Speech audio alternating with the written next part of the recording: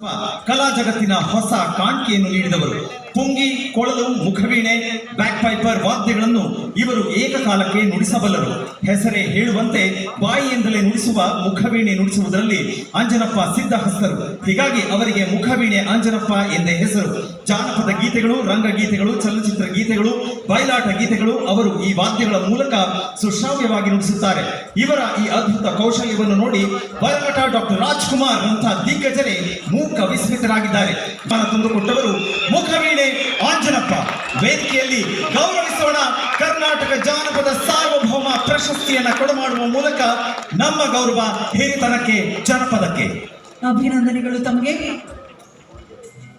ಮುಂದಿನ ಪ್ರಶಸ್ತಿಗೆ ಭಾಜನರಾಗಿರುವಂತರು ಕೃಷ್ಣ ಪಾರಿಜಾತದ ಅದ್ಭುತ ಕಲಾವಿದೆ ಮಲ್ಲಮ್ಮ ಬಸಪ್ಪ ಮ್ಯಾಗೇರಿ ಅವರು. ದಯಮಾಡಿ ವೇದಿಕೆಯ ಮುಂಭಾಗಕ್ಕೆ ಬರಬೇಕು. ಹಿರಿಯ ಜೀವ,